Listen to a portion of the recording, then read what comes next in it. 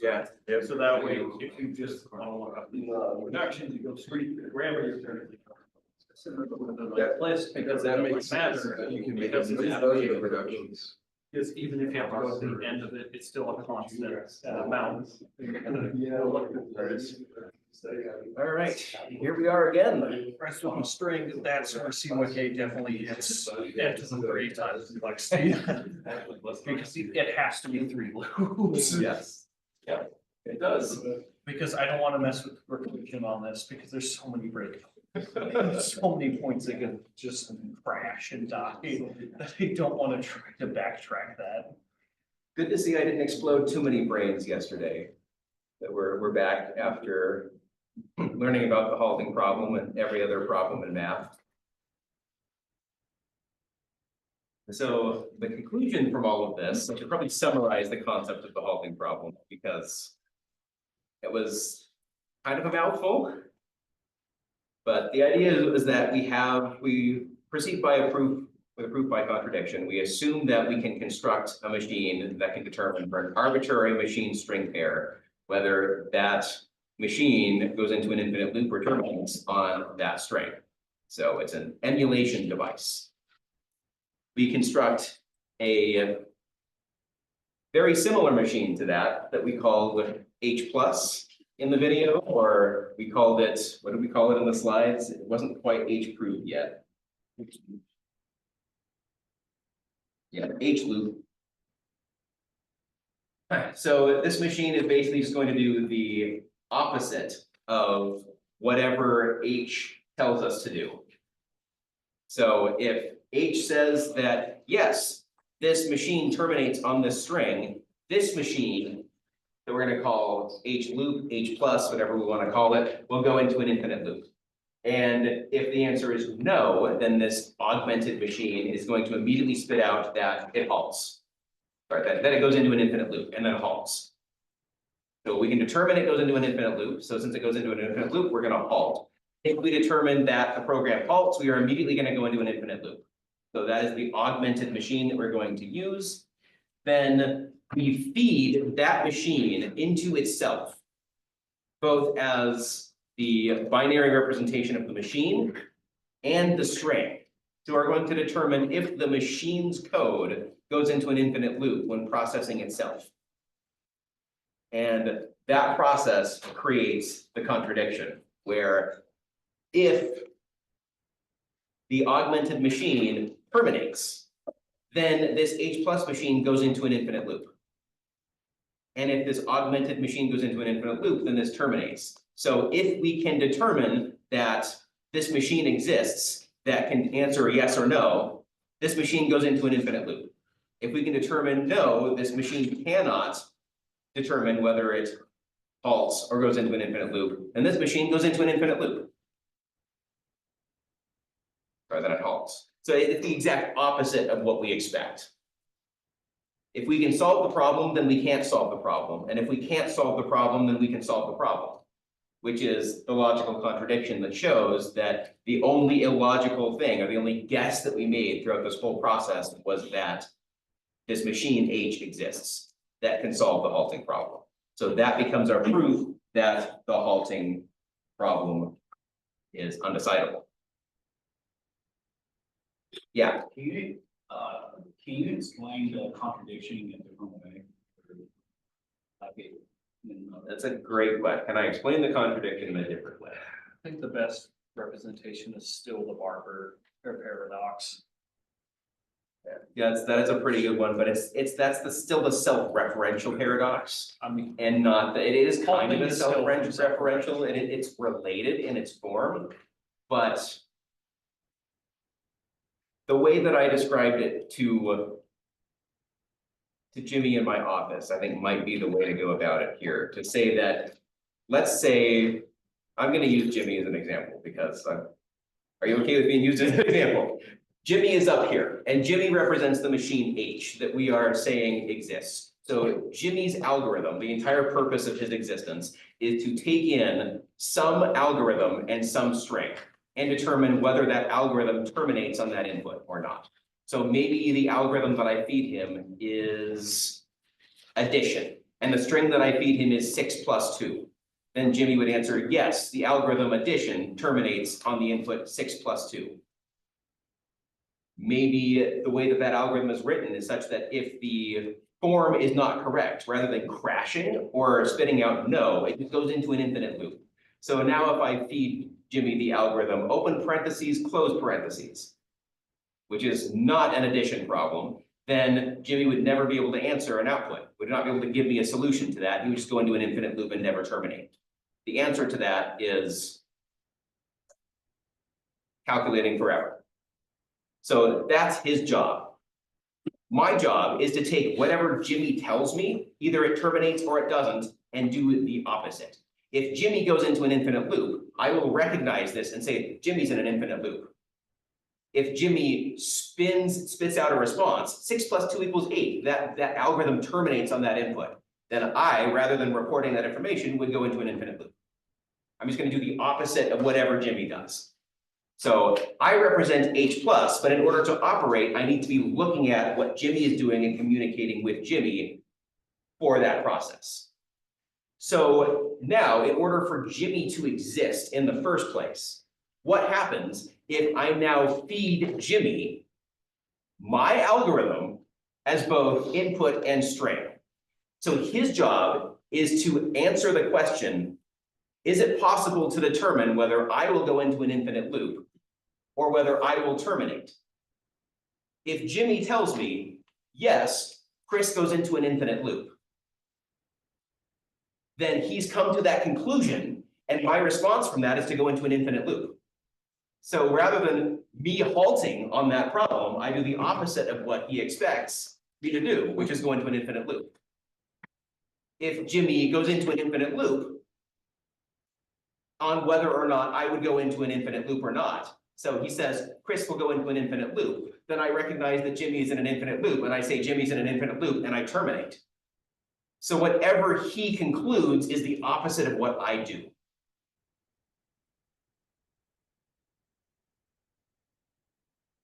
Does that make sense? Kinda.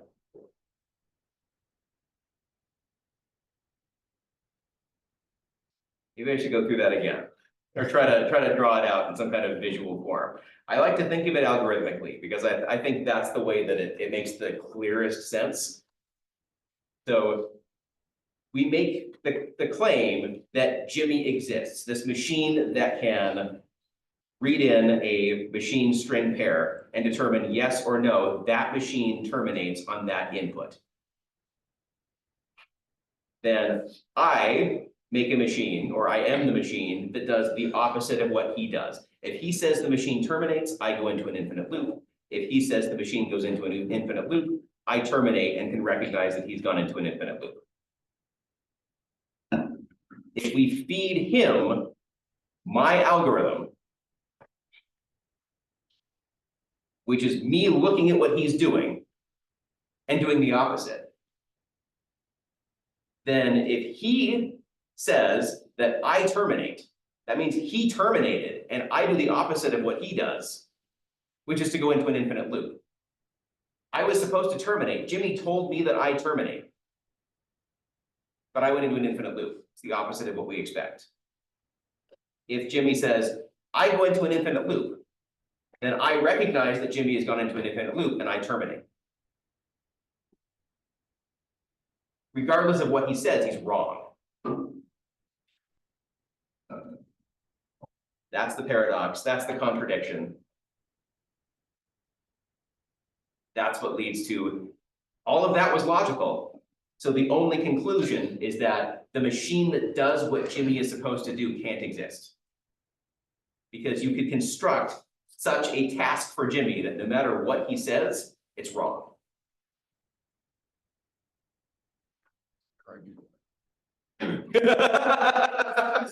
There we go. There's the real summary of the whole big problem. It's like arguing with my girlfriend.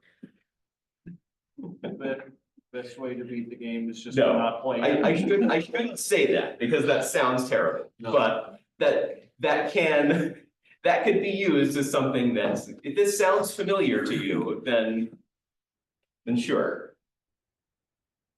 I can only halt if and only if I don't halt, but I can only not halt if and only if I halt. I can win the argument if and only if I don't win the argument, and I fail to win the argument if and only if I win the argument. So what do I do? Double down, lose hard anyways. Yeah. Dig yourself a deeper hole because she did this to you. Stop asking loaded questions here. He's when computer science turns into the Maury show. This should be an episode of Maury, that'd be hilarious. Maury, solving the halting problem via couples arguments. I'm not the whole thing.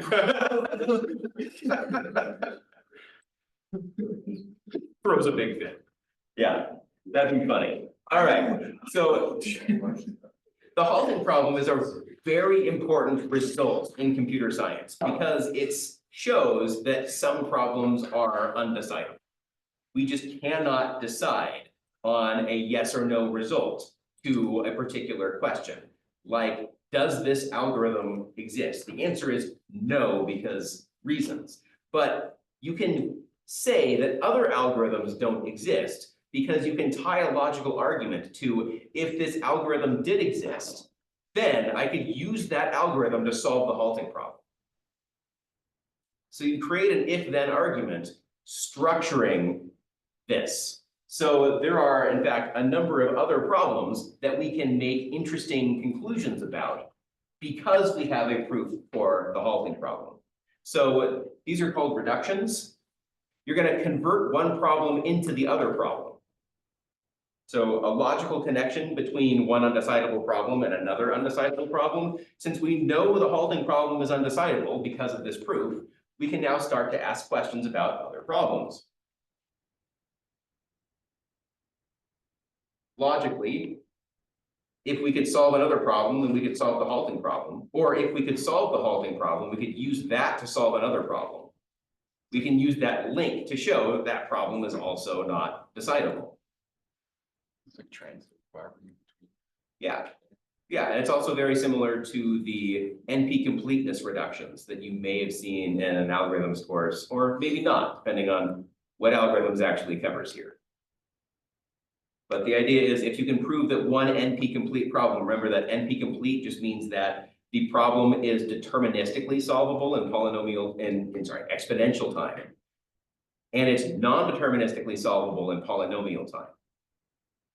But we could say if there's no proof out there about whether we can solve it deterministically in faster than exponential time. We can't prove or disprove that there's a faster way to do this. Maybe this is just one of those unsolvable problems that we have found, that there is an answer to this, but we can't use math to show it.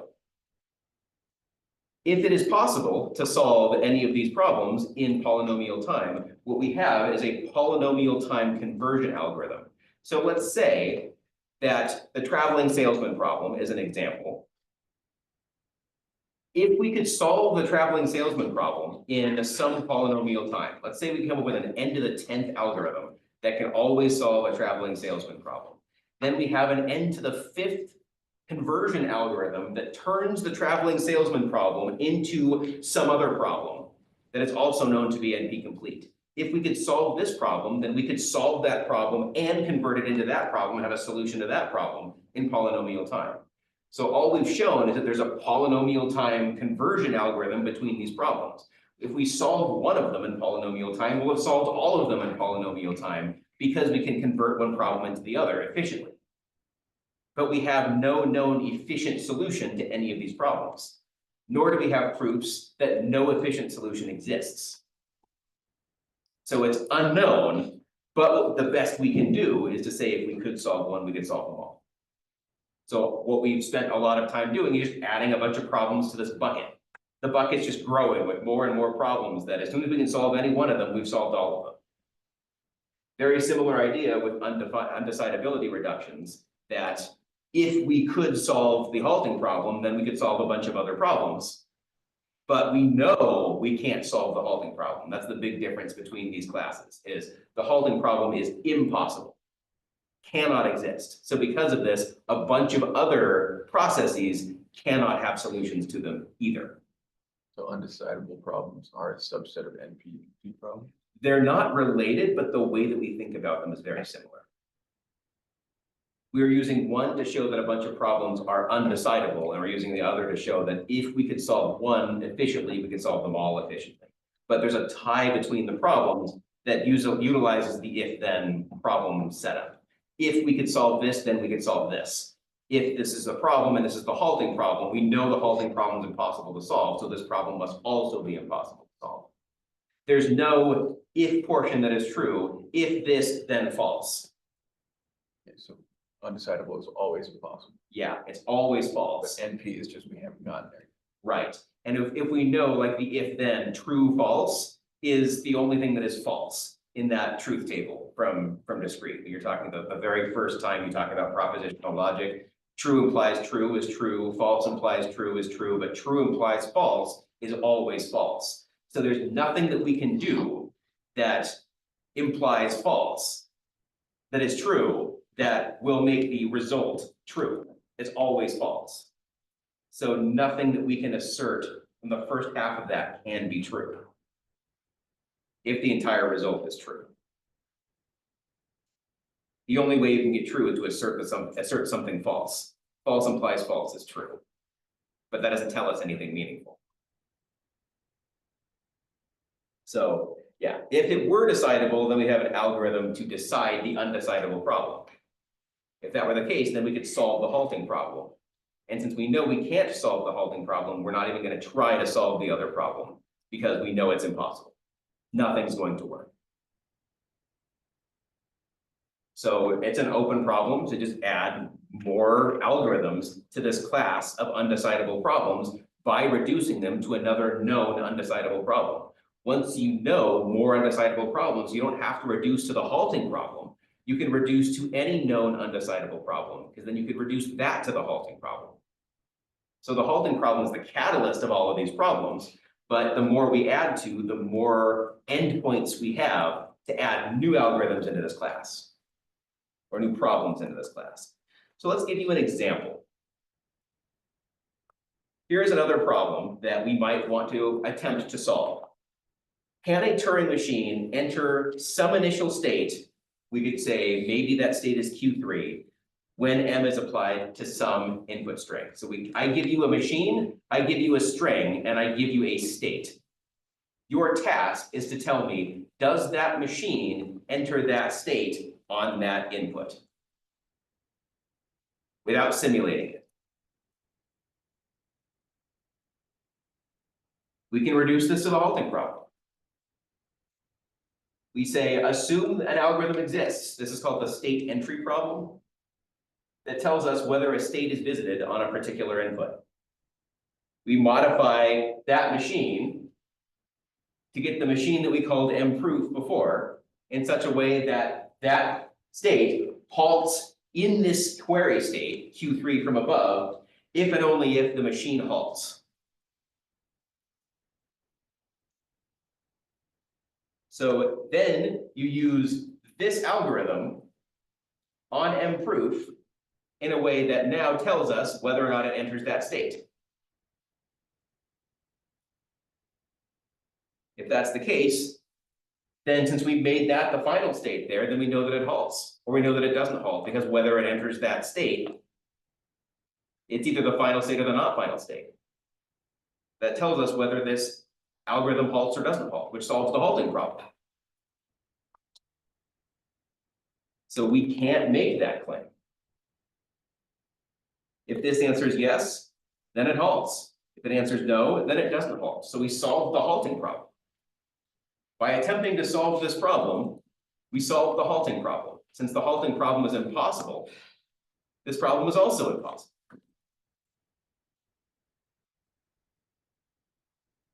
The conclusion is not this is possible or impossible necessarily. It's just if this were possible, then the halting problem would be possible. Since the halting problem is impossible, this algorithm must be impossible. I'm using impossible and undecidable here interchangeably. I should be using undecidable.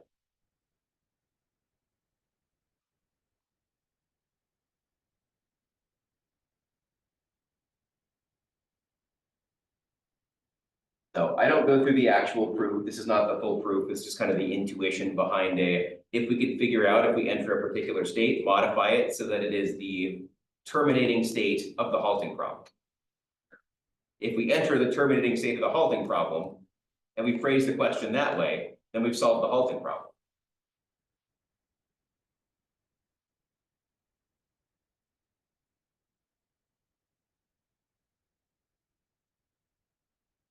Really, all I care about in terms of something like preparing for homework or an exam is the concept of a reduction, not necessarily list off the undecidable problems that we talked about. There are lists of these problems out there. You can always look them up. But I think what's important to know and take notes on is the process that you would use to show a reduction and the conclusion that you would draw from a reduction.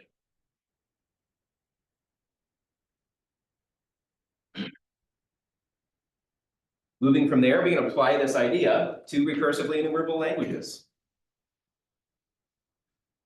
One possible question you might want to ask is there a membership algorithm for recursively enumerable languages?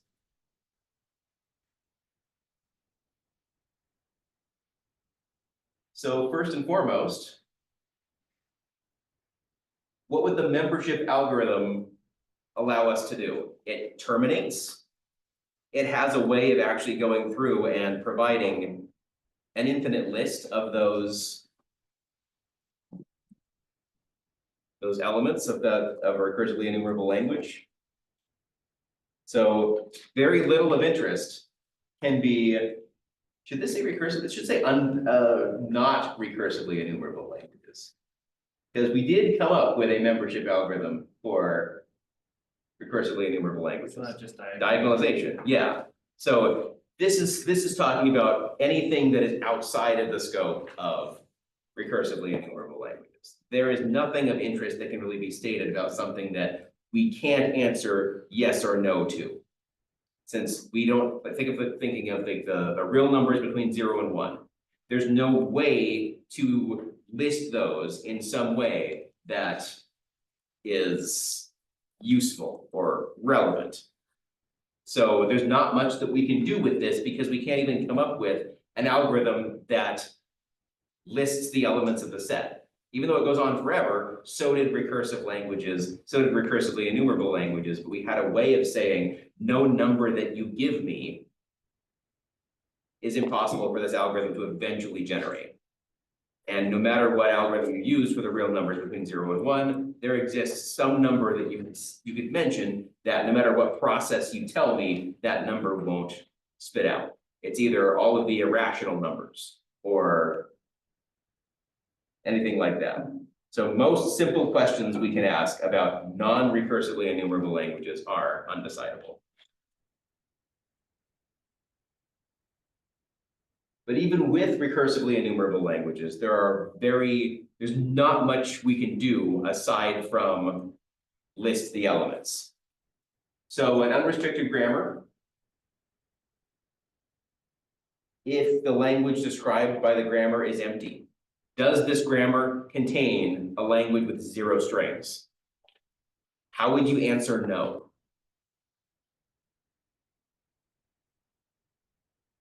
You just keep applying productions and applying productions and applying productions, and you haven't seen a string yet. Will you ever see a string? We don't know. It's undecidable. You can reduce this to the membership problem. If we have a Turing machine, is the language accepted by that machine finite? Or are there an infinite number of elements in that language? Undecidable. Reduction to the halting problem. If we could solve that, we could solve the halting problem. We have a Turing machine over an input alphabet AB. Are there 2 strings in the language accepted by the machine that are of the same length? Again, if we can answer yes, it's easy. You generate the 2 strings, and then you terminate saying yes. But if you haven't found one so far, is there any point where you can answer no? No. But can we ever answer that question? Can we ever terminate in a way that says, we haven't seen 2 strings so far, but there will never be 2 strings of the same length? And That's a reduction to the halting problem. So lots of interesting questions that you might be tasked to do are actually impossible to write an algorithm for. And you can show that it's impossible to write an algorithm for by doing a reduction. Rather than beating your head over it for the rest of your life, you can prove this problem cannot be solved. Or if the answer is yes, we will eventually get a yes. If we haven't seen a yes so far, we can't conclude. So that means that there's no algorithm that can even ever say for all yeses, if the answer to this is yes, I will know in my lifetime. You can't claim that. So what can reductions tell us? Halting problem was kind of cumbersome to work with. But there are some reductions and some middle ground reductions that can help us to make some actually interesting claims about even context-free languages and parsing in compilers because of these reductions. So what is actually useful to the construction of a compiler from this? So we're going to look at one of them called the post-correspondence problem, because this one's actually useful. So let's define the post-correspondence problem. You are given two sequences of n strings. A post-correspondence solution says there is an arrangement of each set of strings that produce the same output string. Give you an example. The string, what you're given is two sets of strings. So W is the triple of strings 1 1, 1 0 0, and 1 1 1. V is the triple of strings 1 1 1, 0 0 1, 1 1. Is there a way, a tiling of these, such that you get some W and some V that produce that same string?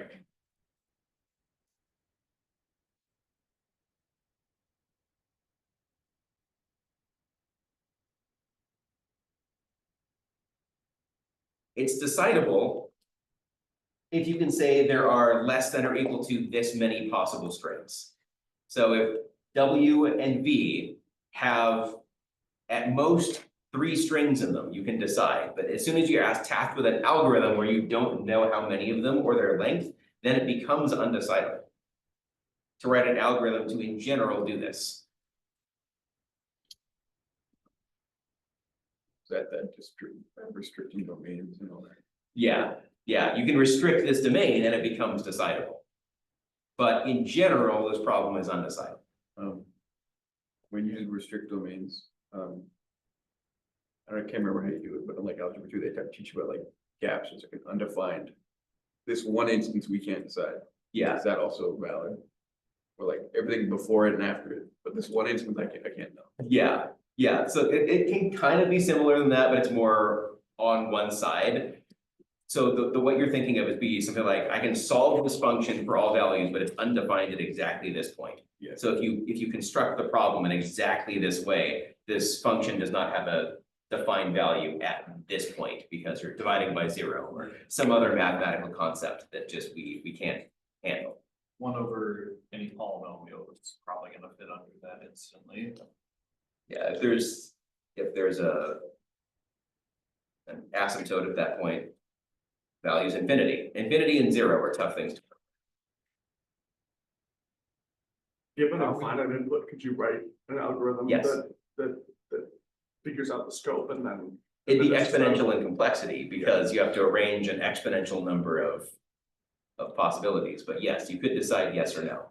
But if you had to write a program, given that you don't know how many of these strings there are going to be, you don't know how many of the tilings. Right now, there's just 2, V and W. But now I say for an arbitrary number of inputs, for an arbitrary number of string slices, solve the problem.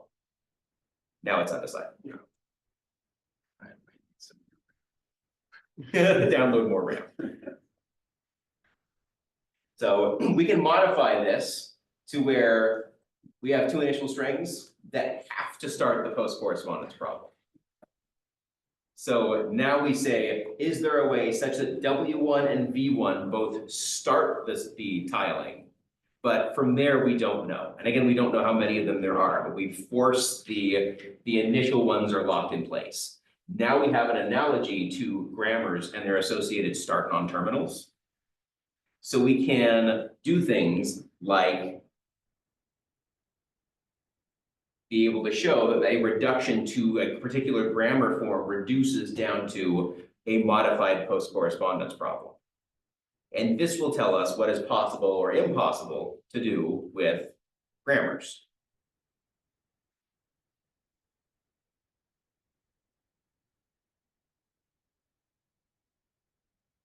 So this is how we actually go prove that there's no algorithm for deciding the ambiguity of a context-free grammar. We said that we can prove ambiguity by generating a particular string that has multiple different paths through the grammar. But how would you say no such two strings exist? You'd have to search both infinite sets infinitely. Yes. Unless it's a reduction of the halting problem, because now we're infinitely spinning, but we can't verify whether it will ever end, therefore it's Yeah. undecidable. It's actually a reduction from the post-correspondence problem. You could reduce the post-correspondence problem to the halting problem. But yeah, this is a mapping directly down into this problem that now we can show that we cannot make a claim about the ambiguity of a language. We can answer yes if we can find such a string. The grammar is ambiguous, but we can't answer no for any infinite language because this, exactly as Shane mentioned, the size of the sets of all of the strings that could be the first string and all of the strings that could be the second string are infinite. So this is going to be just spinning forever. When could we say no two strings, or there are no two possible paths through the grammar for this particular string? That process is not going to terminate. But there is no other logic that we could use. Nothing that says that once we've looked at strings of length 10, or the number of the productions times 2, or any other, there's nothing we can grab onto that will ever solve that problem. So we should just stop trying. We're not going to get there. We could look at the intersection of languages defined by two arbitrary context-free grammars and deciding, is the intersection of that empty? Did these two languages share zero string with common? There is no algorithm we could write that could do that in general.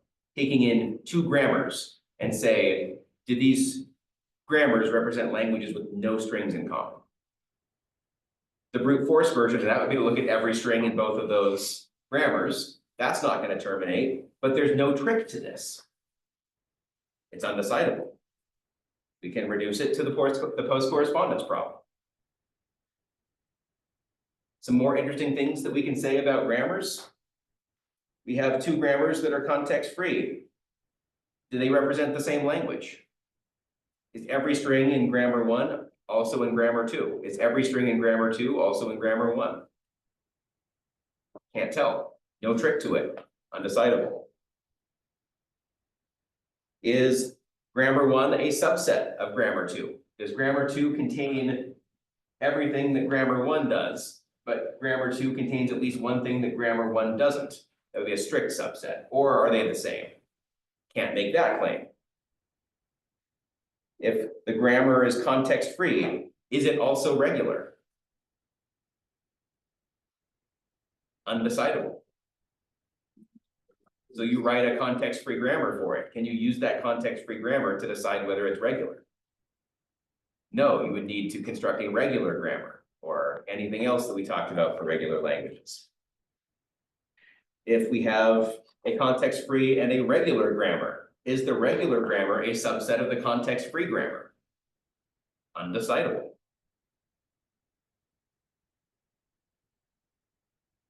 Is the intersection of a context-free grammar and a regular grammar empty? Undecidable. So these reductions can end up doing a lot for us in that we can show with one swift proof that an infinite amount of work is going to be invalid. You can beat your head against a problem like mathematicians have their entire lives on a particular problem, or you can show that that problem is impossible to solve. And sometimes it's a lot easier because an intuitive argument isn't necessarily going to work for a lot of these. maybe you can structure it such that no brute force solution is going to work. But for a lot of those, intuitive brute force solution doesn't work. There is some trick that works. Being able to prove that there is no trick is a really powerful claim that you can make.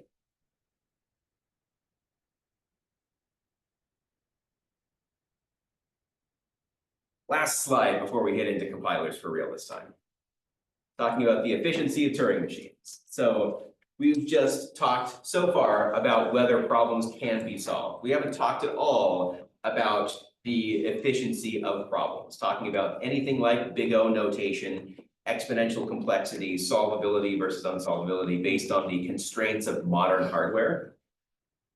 But the distinction between this is because that if we use the different equivalences between Turing machines that we've talked about, there will be vastly different complexities associated with solving the same problem with a different equivalent system.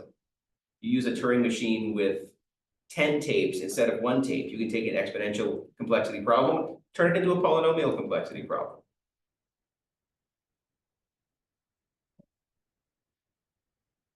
So we don't really care too much about complexities with Turing machines. It's theoretical enough that we care about what is decidable and undecidable versus what is efficient. Because Turing machines don't really make a claim about efficiency. There's always some other construction that will work better for a particular problem if you add more dimensions or structure your algorithm in a better way. We'll give you an example.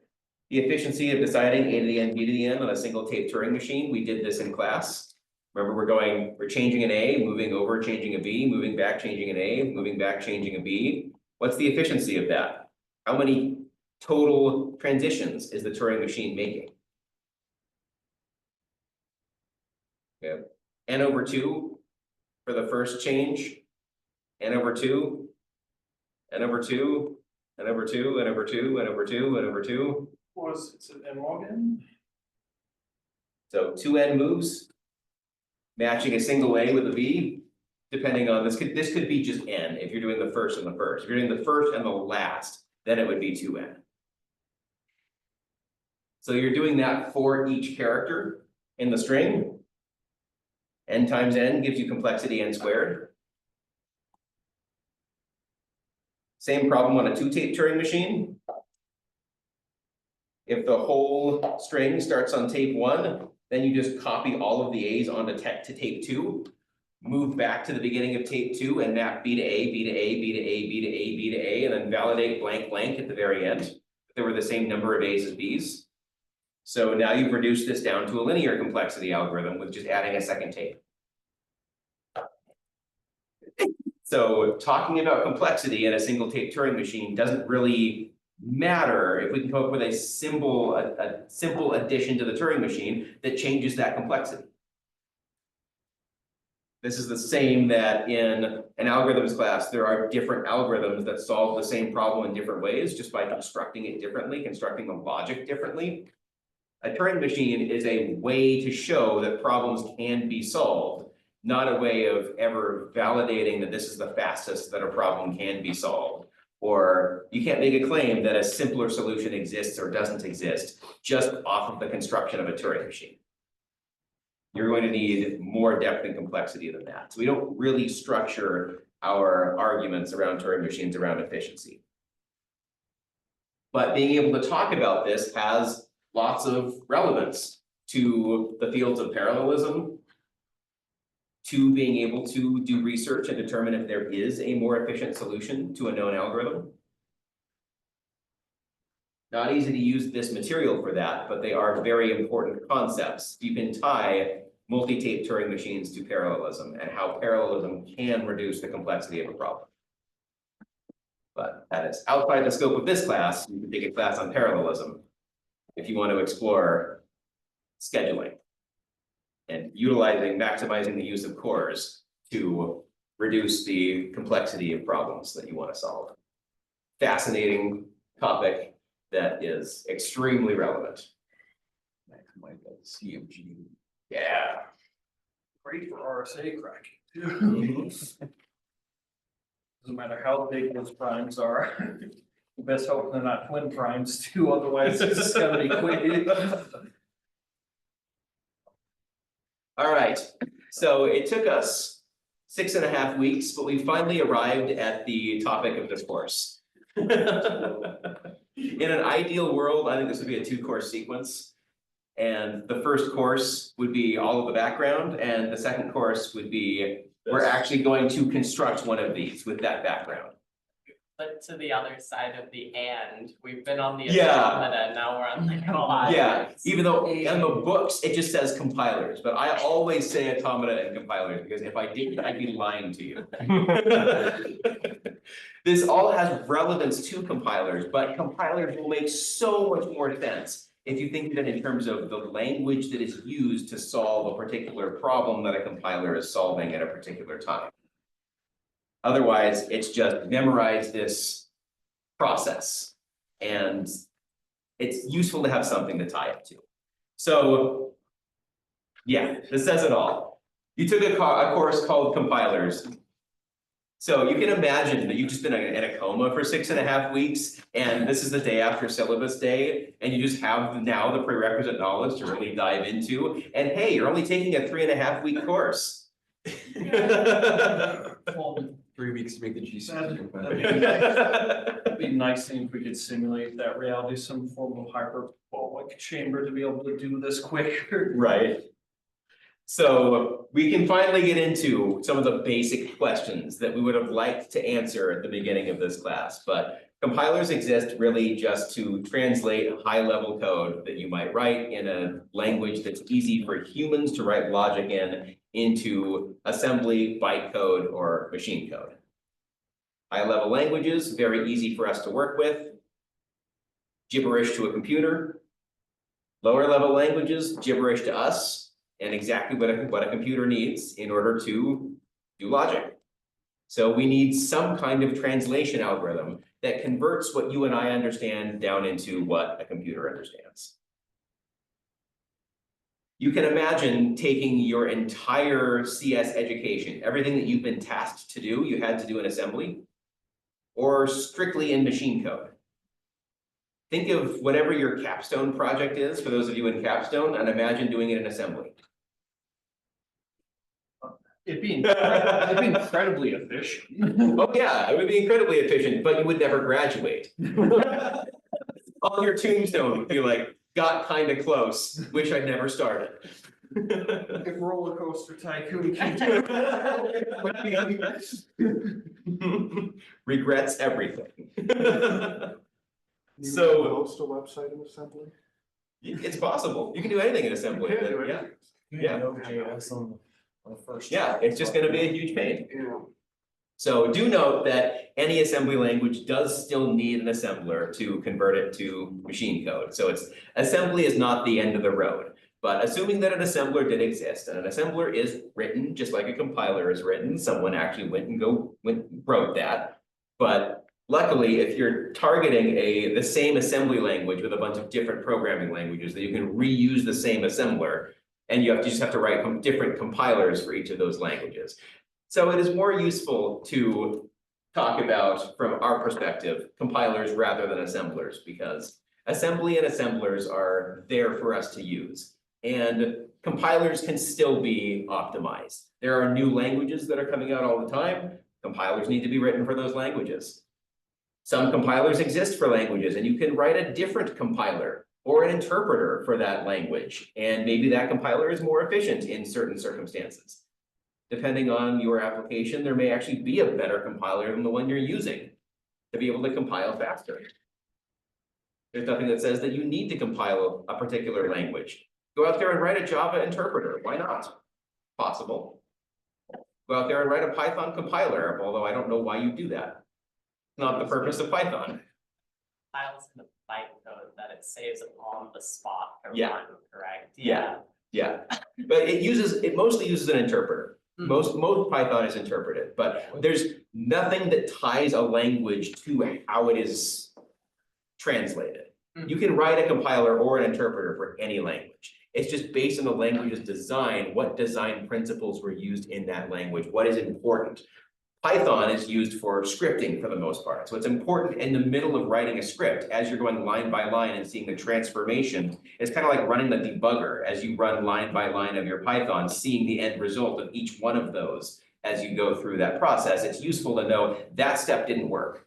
There was an issue in your syntax right there, rather than writing hundreds of lines of code and finding out that you made a mistake on line 3.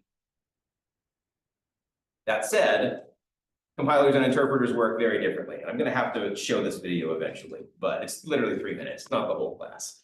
But so machine code is platform dependent, another thing to know. So if you're running machine code on an x86 architecture, then you need an assembler that goes from that into that exact architecture. So you can't just go directly into machine code that runs on any particular architecture. So an executable that's been produced on Windows, you try to run an executable on a Mac machine, and yeah, it's just like, no. Wine would like to have a word. Yeah, you can also use a translation algorithm to be able to convert between them or emulate a Windows environment, but that is a whole different. Remember, wine is not in. It is not. So bytecode, rather than writing compilers that go into every possible endpoint, you can go to a middle ground that has. So rather than going down into assembly, you go down into a bytecode. Bytecode has its own version of kind of assemblers that target the bytecode and translate it into the different architectures. So this is why something like Java is compiled down into bytecode, because one of the strengths of Java is its multi-platform capabilities. And that bytecode can be translated with something already written by Oracle to be able to produce an executable that can run on Windows, or something that can run on Mac OS, something that can run on Linux. And the same program that you write when you compile it into that bytecode can now be translated into all of those target languages, target architectures for running easily. So it puts the burden on the language solves that, rather than you, the programmer, having to worry about making multiple different builds for each of those environments. You still need the different builds, but you don't have to worry about the translation process. It's all handled for you from the same starting point, Java. So compiled into bytecode, bytecode is platform independent, then run on a virtual machine, and that virtual machine, the last step of that running is converting it into the machine code that runs it on that machine. So everything until the very last step of the execution is done in that VM. And then the list of instructions are sent very efficiently to the machine to run and get the results for. So the inefficiency of something like Java is all in the VM that the bytecode is running. But it makes it very multi-platform and very, very useful if you want to easily produce the same application on a mobile phone and on every operating system on a desktop. So how does this work? Just thinking about what would you do? How would you convert? Since this is a Java school, I'll use Java into bytecode as an example. Just thinking about the translation process. What needs to be done in order to convert your code that you write in Java into something that can be understood and easily and quickly translated into something that can be run by an architecture. These are the main steps. Oh. We'll take as input the program that you write.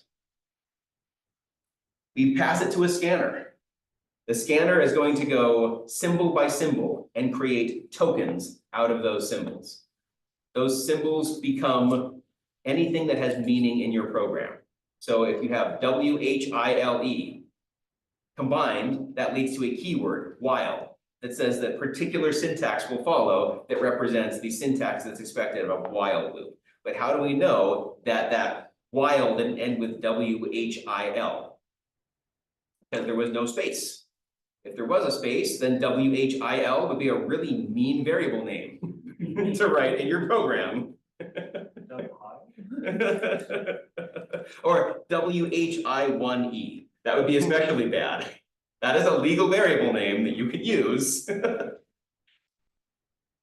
Lots of fun you can have with this, but the idea is the scanner is gonna go take all of that and turn them into the tokens. It doesn't interpret the tokens, it's just gonna create a stream of tokens. Once you have those tokens, you can look at the order of those tokens to try to create meaning. So the parser is now going to take that stream of tokens and convert that stream of tokens into instructions. So we're coming up with now that parse tree that we did in a grammar that says, all right, how are we deriving the associated meaning of this structure from this sequence of tokens? Mapping this to the Java grammar. Once we end up with that, we end up with a parse tree. A parse tree at this point, past the parser, we know that it's legal Java syntax. Otherwise, we wouldn't have been able to construct the parse tree out of it. Some error would have come in mapping the Java grammar to the sequence of tokens that we got. Once we see that sequence of tokens, we construct that parse tree, we know the syntax is correct. So now we're gonna do a type checker. This passes into a semantics-based type checker that says something like, are we trying to assign a character variable to a double value? Are both sides of an assignment the same variable type? We can't do that within a grammar or a parser, but we need to make sure that we're not doing something that is semantically impossible. How would Python handle that? If it's implicit. We'd have to use an interpreter, so it's gonna be doing this line by line rather than the whole thing at once. And sometimes that pauses, like if you write some Python with an open curly brace and then hit enter, it doesn't run that line. It just indents and waits for you to run the rest. And once you've finished something that it can run, then it's going to actually spit out the result.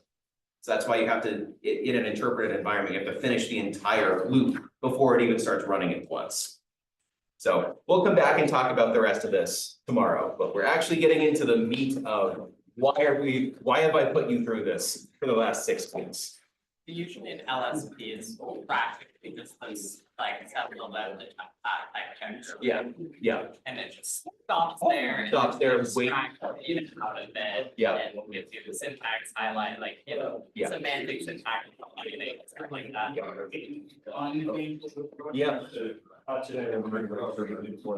Man, today flew by. So it happens when you're not lecturing quite as boring material.